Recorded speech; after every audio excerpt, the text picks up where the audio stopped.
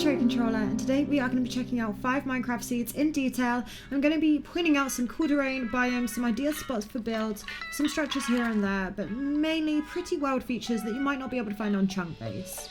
Let's go ahead and get into the video. Don't forget to like and subscribe if this is your sort of thing, as you can find plenty more on the channel. Now, the chances are if you're watching this video, you've probably stumbled across this guy. He's all of your seed needs. Huge shout out to Minecraft and Chill. I've tried to find seeds using my own searches through trial and error, but I do want to shout him out, as he has pretty much covered every seed you can imagine on YouTube, and he's a huge inspiration. However, I am going to be going a little bit deeper and doing a bit of a dive into each of these seeds. Let's go ahead and get into the video, guys.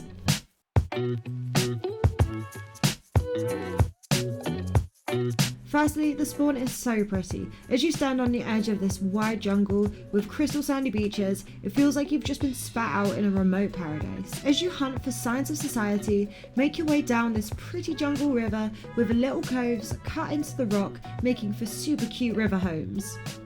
Great for early game, you could make a home that only you could access, so no creeps can blow up your early game grind.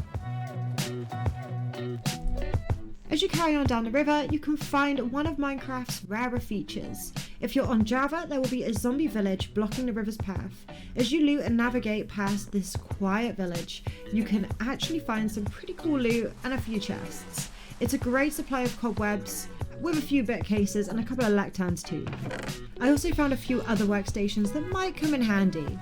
Another feature on the Java version is a pillager outpost over here in the savannah. It had the most crazy target practice area with a golem kept hostage nearby. Now on both editions, you'll find this private lake that runs right along the river. You may find a ruined portal in the middle of this lake too.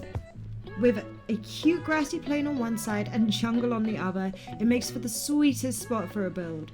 These 3 rivers heading through the jungle are pretty scenic.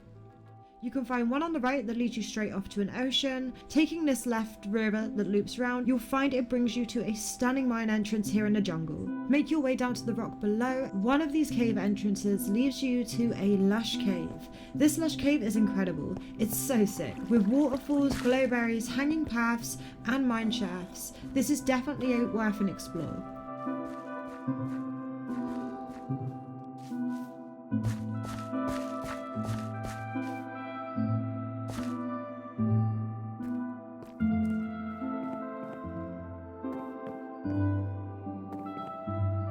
Heading back out of this mining crater and back into the jungle, you can go ahead and take the river previously mentioned out to sea. If Minecraft has taught me anything, it's that the jungle is entirely different at night. If you're keen to get out of the jungle, then this ocean is your ticket to quite a few biomes. But firstly, right next to the shore is a sunken pirate ship. I found 2 sets of armor trim, so it's definitely worth the dive. Following the coastline, something this ocean is home to is plenty of large, flat terrain, perfect for building. The first one has a long grassy plain surrounded by jungle and savanna. It has a pretty cute coastline village too, and the other great flat plain that I found for building has these lush hills in the back with great backdrops too. It's got a deep cave with a geode just peeking up at you on the surface. It's so easily accessible.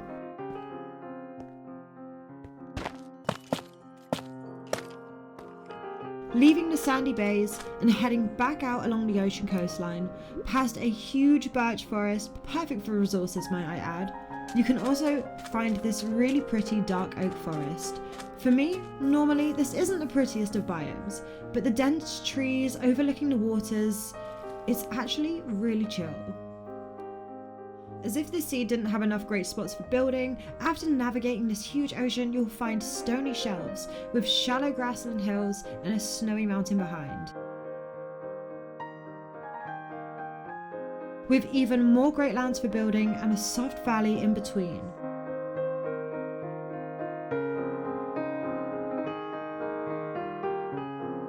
Head over around the other side of the mountain and you'll stumble upon this picturesque cherry blossom hill. With a flooded ravine beneath, follow this valley's river along, and these cherry hills will eventually bring you to another perfect plain for building.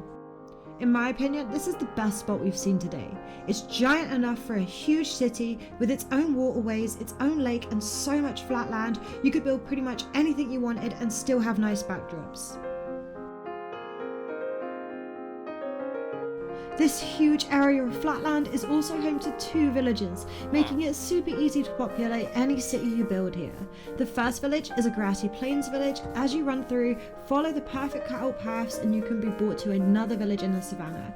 Both of these villages are so pretty too, and super nearby each other. However, if it's more cold biomes you want and more snow, this ocean will bring you to a very pretty snowy taiga biome. The way the snow's fallen around this forest, it's created a clearing and it makes for the perfect home. It's so scenic with the sunlight pouring through the trees. Down below, you can also find a very hidden, and I mean very hidden, ancient city. Sometimes these ancient cities really are secret, and this was one of those. After following miles of skulk, this city really put up a fight to find. It may be worth just digging a staircase straight down to it. If you're brave enough, you will be rewarded pretty heavily down there though, with plenty of explorable city available, with loads of pillars and plenty of chests.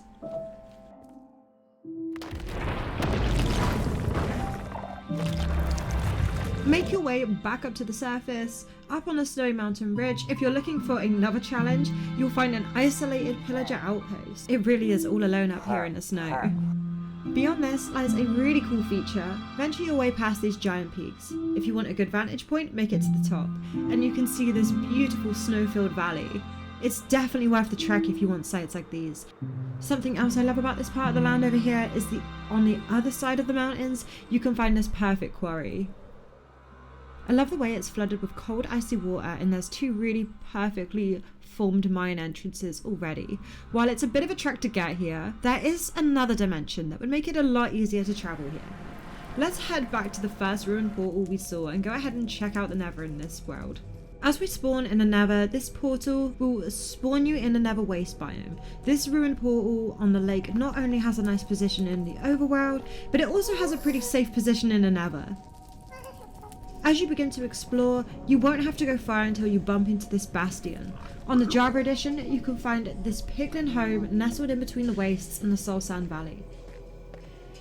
With both of these biomes so close, you can have that smooth basalt block, and you can even have those blue fires and blue lanterns as soon as you hop into the Nether.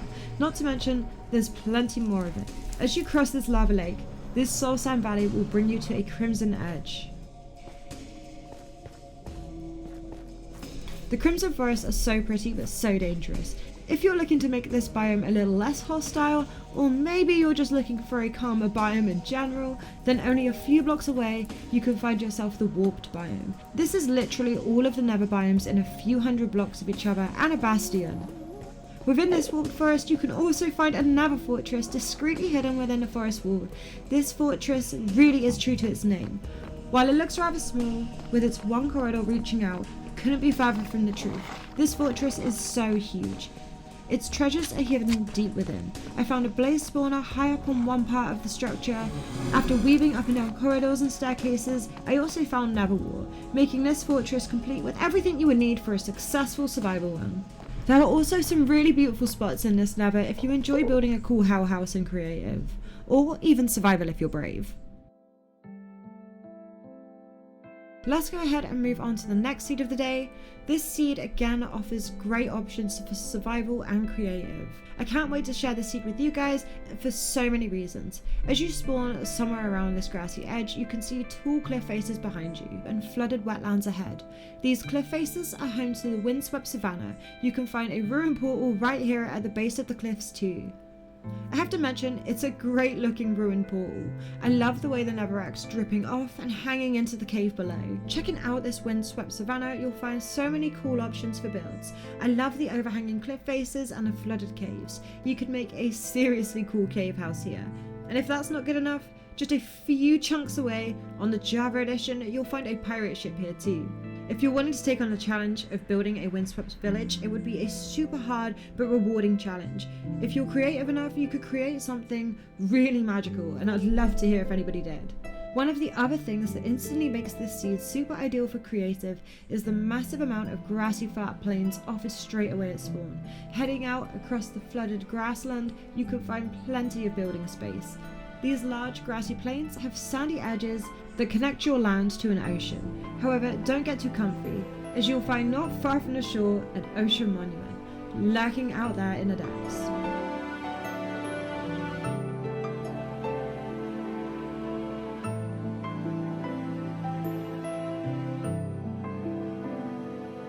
Cross this ocean and you won't have to row far until you arrive on cold Tioga shores and old growth pine. I'm absolutely obsessed with this flooded spruce clearing. It's so adorable. It's perfect for a woodland hut with a fishing dock.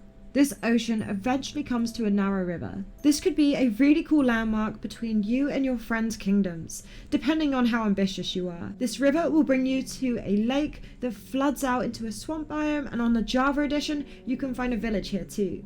I thought it was super cute nestled in here between the cliff faces with a private pond. As you row out past the swamp, you can find that the water starts to turn to ice. This is where you and your friend's kingdom would really differ. This is the perfect split between two lands. There is even a ruined portal hanging over this frozen river. If you look closely at the hill above, you'll spot an igloo just perched on top of that snowy hill too. Climb your way up for a well-deserved rest. However, remove the carpet and you'll find that there is a basement. If snowy biomes and landscapes isn't your jam, then this part of the map maybe isn't for you, as the snow biome spans over 5,000 blocks. So, heading back out to spawn and heading out past those windswept cliffs, opposite them over the water you can find a village. This has a crazy feature.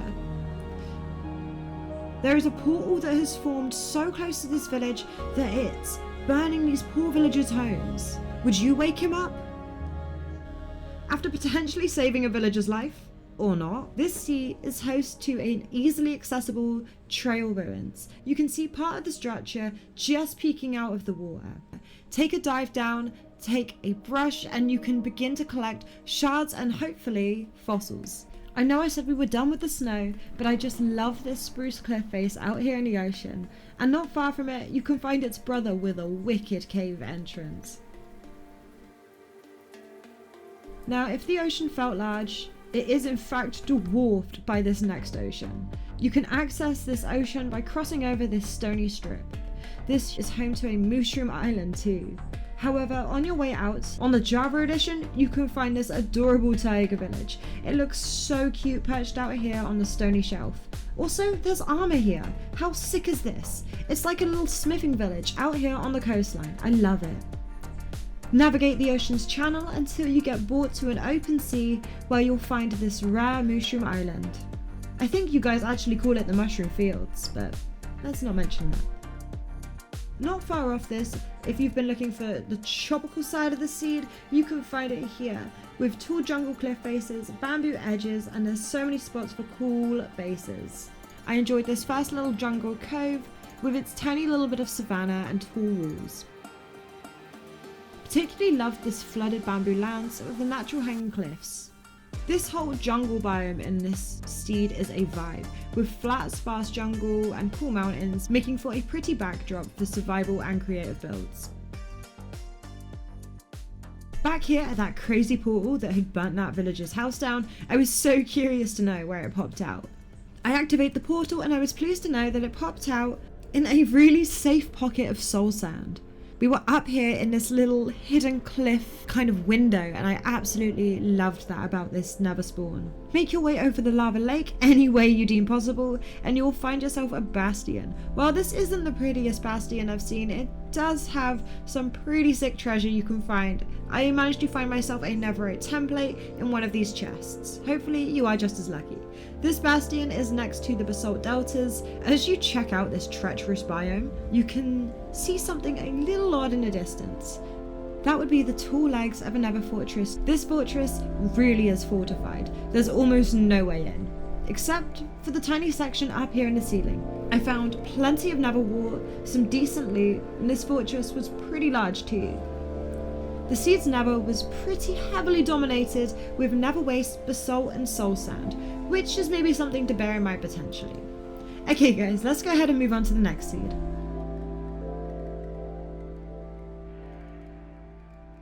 So for this next seed, I actually typed in perforated into Minecraft and it converted it into a pretty pleasant seed. The first very cool thing about this seed is that it spawns you pretty much in a village, and a cute one too. Make your way up to the oak village, and you'll be able to see that you have an oak forest on one side and a taiga forest on the other. The forest valley makes for a really peaceful start to a survival world, or if you were looking for a creative world, then this seed also offers ideal grassy plains with great backdrops almost instantly from spawn. Make your way out to these two flat grassy hills, one with a village and one with cherry blossom and with a river in between. You will also find a portal on the hill, so it pretty much has everything you need for the perfect hilltop village. You could even build a bridge and share one of these other hills with your mate. These pretty plains drop you straight down to a small sea. This brings you to even more pleasant lands for building, with a grassy peninsula that leads out onto this icy backyard. This frozen ocean is so picturesque. You can find an ocean monument within these waters. If you're looking for access to more biomes and larger seas, then make your way past this large spruce biome and you'll find it connects to another ocean. Before you set sail, you'll notice signs of lush life on the shore. Splunk your way down through this small flooded cave, squeeze your way through and down this tiny hole, and you'll find, honestly, one of the most beautiful lush caves I've ever seen. This thing was on point. With two huge flooded aquifers, hanging vines, a waterfall, and this waterfall then fell down to a glowing cave beneath with a lake. It's so worth the trip, it's stunning here. You could just row around peacefully all day, even on survival.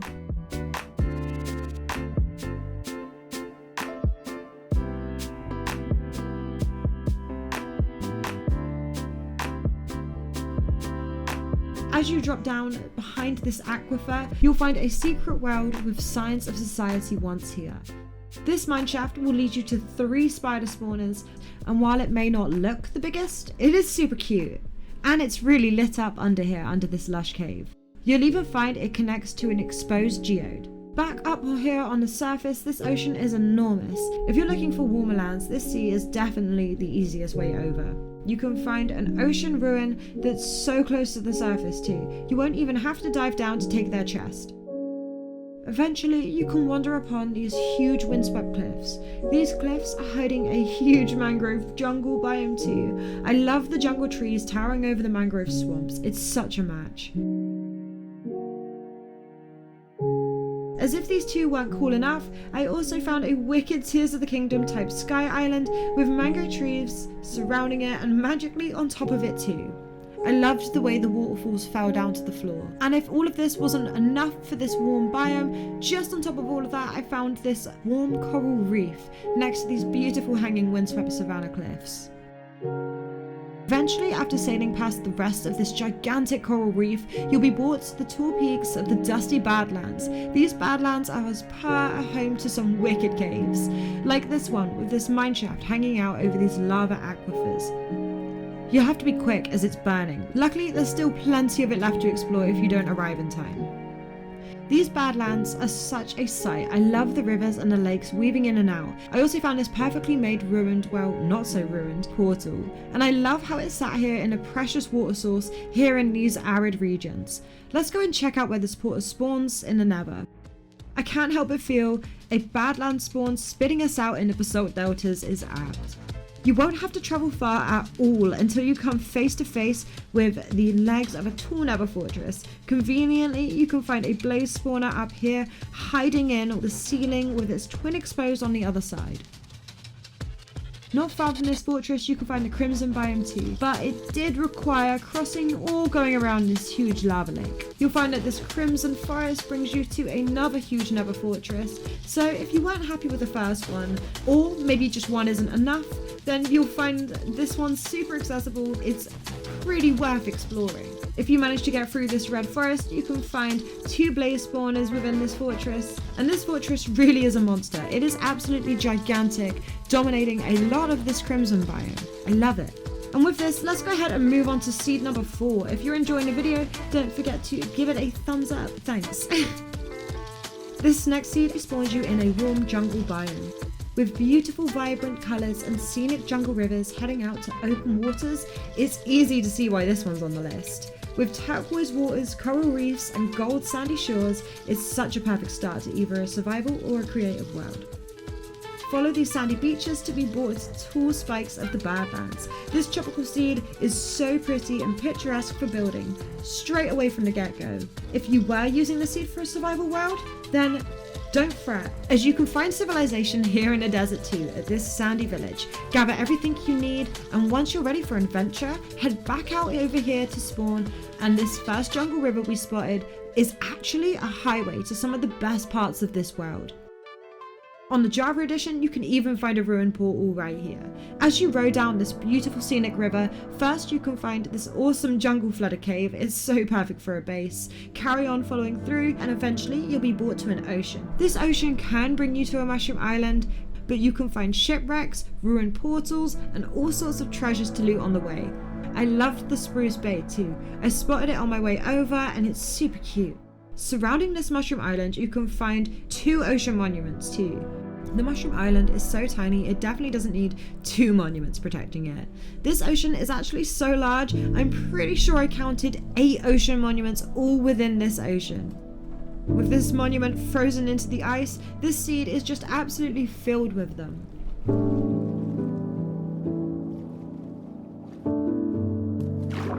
And if cold's your thing, then this ocean also can lead your way to this icy tundra. Out here on the Java edition, you can find a cold snowy village, which is pretty needed out here. It's a shame that there's not one out here at all on the Bedrock version. I absolutely love these ice spikes though. If the snow and frozen builds aren't your thing, then maybe the snow's not for you. Maybe you prefer a challenge instead of the more explorative parts of Minecraft. Then as you head out of the snow, stop, gear up at the village before you go and take on this crazy pillager outpost. Speaking of adventure, not far from this pillager outpost, you can also find this woodland mansion. These mansions are one of my favorite things in Minecraft. This particular mansion has 3 floors, so plenty of enemies, plenty of mobs. However, I didn't find any allies to save, which was a shame. Maybe it's just me, but I loved this jungle surrounding the woodland mansion too, with the dark oak crowded in the back. If this wasn't enough adventure for you, then there's another pillager outpost over here. This one's in the jungle, and this time there's allies to save. I couldn't think of a more perfect mission than going deep into the jungle to save a bunch of allies. This area of land next to this outpost is wild. With jungle plains, windswept savanna, spruce, snow, and mangrove, this tiny little area of land has at least 6 biomes all in one area. That has to be why the pillagers have built their base here. You can also find a shipwreck and a portal within the lake outside of the mansion. Here under the lake by this mansion, you can also find a trial chamber. What's so cool about this one is that it is a lush trial chamber. If all of this still isn't enough adventure, then hopping through that first portal we saw, that you will spawn in a exciting but dangerous crimson forest. This never spawn is actually pretty safe. You'll find this portal is snuck into a cove, all walled around with 3 sides. Travel ahead into the Crimson and you'll actually change biomes to the Soul Sand Valley.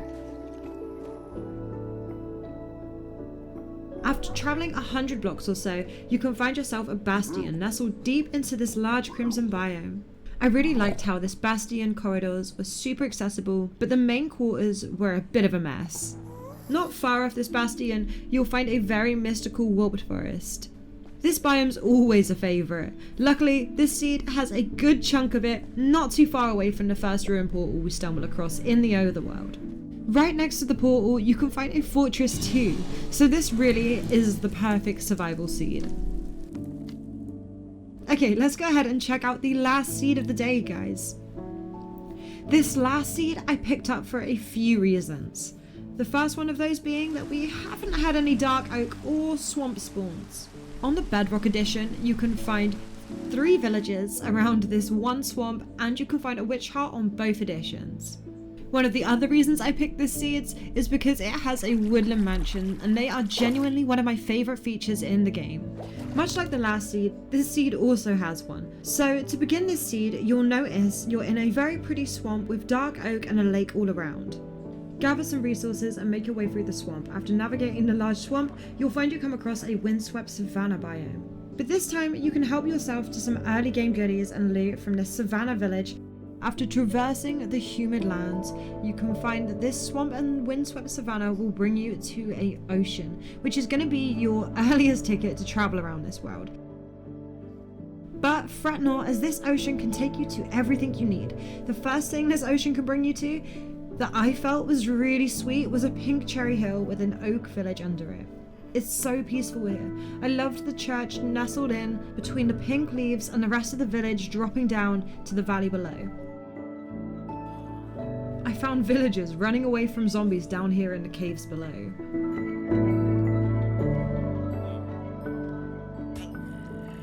I didn't find a crazy amount of loot, but there were 2 brewing stands, and it was quite a weird village to visit due to how it's formed. If you were looking for a good flat land for building, you can find this grassy plain lined with sandy beaches and a cool looking cave with a mineshaft deep down in the bottom too. This mineshaft was pretty deep. After sailing a little bit, you'll be able to find a woodland mansion. It's common to see woodland mansions out here in lakes and ponds and water, but I don't think I've seen one with a flooded entrance before. It also has plenty of water surrounding it if you did need to jump out a window for a risky escape. I found 2 Vex armor trims, plenty of allies to save, and insane amounts of other loot. If I was picking the sea for my survival world, I would definitely be visiting this woodland mansion, and it's so close to spawn. Hopping quite literally over the pond, on your way sailing the sea, you can find a pretty cute and sizable island. I love the way this island slopes down to the floor on one way and hops up to high cliffs on the other. You could have a boat bay down at the bottom, in between the rocky pools, and have your private village high up with an advantage point over the ocean. Speaking of cliffs, I loved these jungle cliffs just opposite the island. They were so high up that snow even dotted on some of the jungle trees. I loved the perfect cave opening high up here in the cliff face too. The second you finally make it up to these cliff faces, you'll notice this jungle is thick. Up here in the middle of the jungle, I found mountain peaks that touch the clouds. It's so high up you can see so much around you. You may even be able to spot the orange rock peeking out behind the vibrant line of green. Making your way back down through the jungle, eventually step out onto the warm terracotta as you enter the Badlands biome.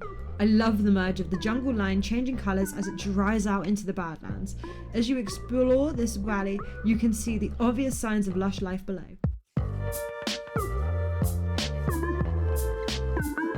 Make your way around the eroded Badlands looking for gold. As you follow this jungle edge line here, eventually you'll see these huge tropical mountains off in the distance. If you're feeling brave, climb it and you'll be rewarded at the top. Ideally enough, you can find a ruined portal up here, meaning you'll never have to climb it again if you make a never highway. Here, hidden in the peaks of a small oasis of the savannah, these mountains, or should I say, under these mountains, are home to 2 huge ancient cities. I've had to dig past so many levels of caves and skulk to find this thing, but it's definitely worth it. With 2 cities in one area, there is so much loot to grab, but it's definitely a challenge. Back up on the surface, looking for civilization, after quite a scary time down in the depths, head over to the Savannah village at the base of this mountain. I was actually able to find a saddle here, so if you didn't want to set that ruined portal back up, you could at least ride your way back. Speaking of that portal, I'm so curious to know where it pops out in the nether. Surprisingly enough, this nether spawn was neat. I kind of feel it's super rare to spawn right next to bone blocks, and this one's pretty safe. With your own little cove high up above the rest of the nether, it gives you a moment to breathe and check out your surroundings. Whether you dig through the wall or navigate the nether, you can find yourself a fortress hanging down over this lava pond. It's quite the sight.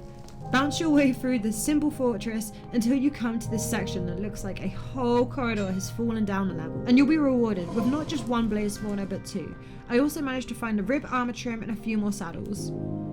Just a couple of blocks away from the nether fortress, you can find the basalt deltas, and this is hiding a bastion. This bastion is a mess. It's like slowly degrading and rotting away. Just a couple of blocks away from the nether fortress, you can find this red crimson biome, and I noticed the warp biomes weren't quite as plentiful in this seed as some of the other ones I've checked out. On my way back from the warp biome, I did find this black stone portal, and I was just absolutely obsessed with it. I love the gold, the black, and the purple. It's such a cool aesthetic.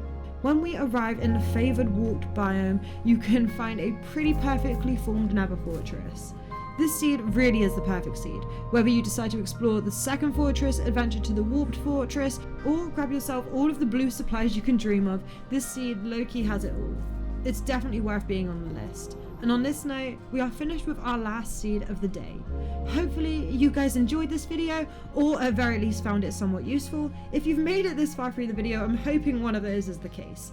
If you did enjoy it, consider checking out the channel for Minecraft and games that are also not Minecraft.